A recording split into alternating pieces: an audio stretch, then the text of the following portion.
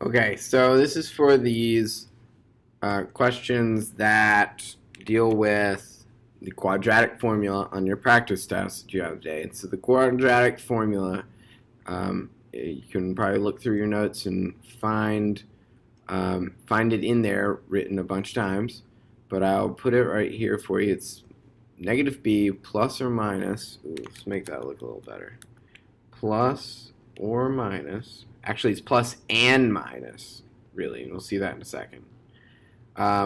Plus and minus b, the square root of b squared, let's do that a little better, b squared minus 4 times a times c. Okay, now all of that is divided by 2 times a.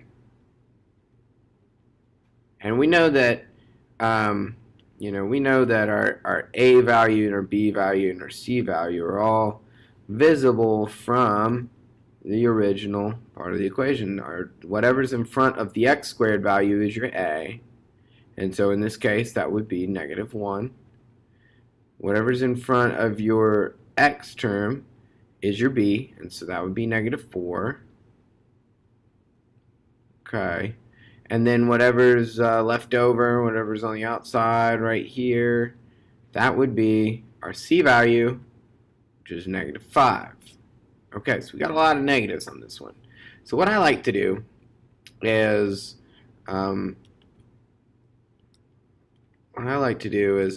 like to take the quadratic formula and kind of replace all of the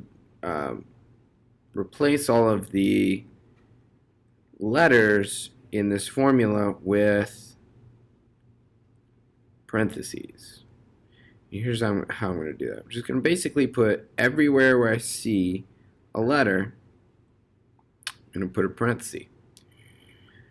And so when I get finished, what I'm able to do is I'm able to plug everything in to where one of those parentheses are.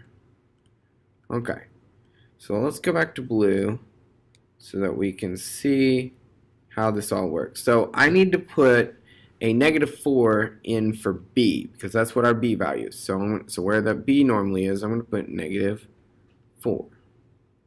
I'm also going to put it in here since that's what goes in this. It's b squared, so I'm going to put my b in there. Okay, I'm also going to put a negative 1 in for a. So my 4ac, I'm going to put a negative 1 in for a. I'm going to put a negative 5 in for c.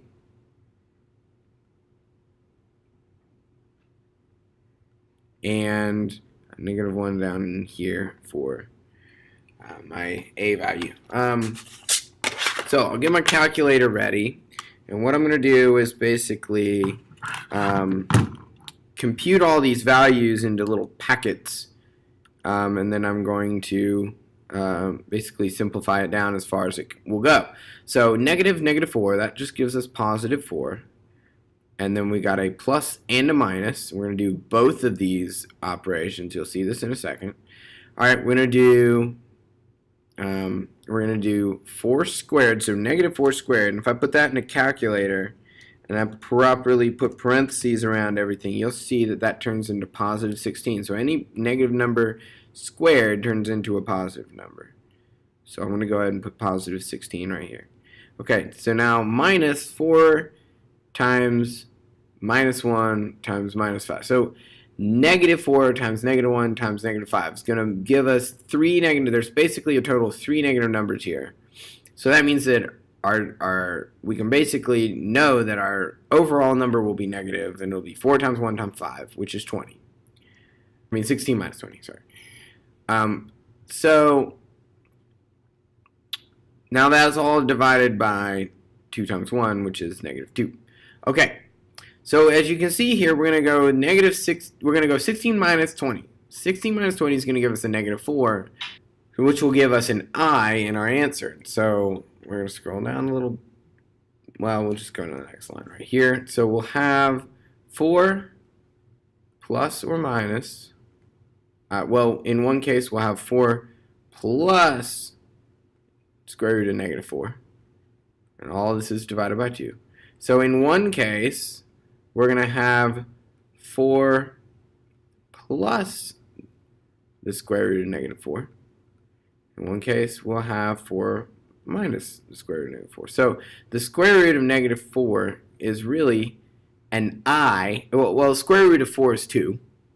But we've got a negative sign in there, so we need an I. So what we're going to have is we're going to have 4 plus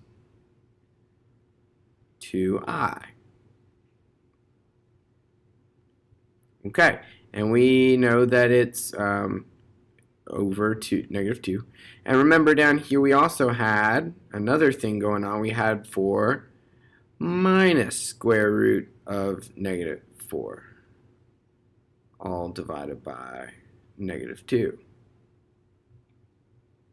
Okay, so that gives us a grand total of 4 minus 2I over negative 2. So we've got both these options. 4 plus I over negative 2, 4 plus 2I over negative 2, sorry, and 4 minus 2I over negative 2. So that all simplifies down into 4 divided by negative 2, which is just negative 2, and 2I divided by negative 2, which is just negative I.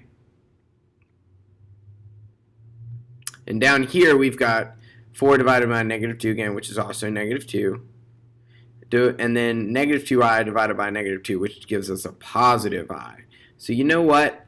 Once you understand all that, you can actually realize that, well, we can just carry that plus and minus sign all the way down, because what turns out to be the case here is that we could also write our answer like this: negative 2 plus and minus I.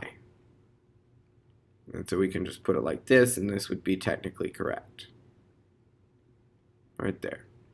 Negative 2 plus or minus I. Those are the two roots of this quadratic equation. We solve for those roots. Obviously, they turn out to be complex because we got an imaginary number, but hey, that's sometimes something that will happen with quadratic functions. Just got to be able to deal with it. It's perfectly fine for this. This is actually a pretty good, nice and easy way to work it out. And it turns out to be a nice even number, so I think that works out pretty good.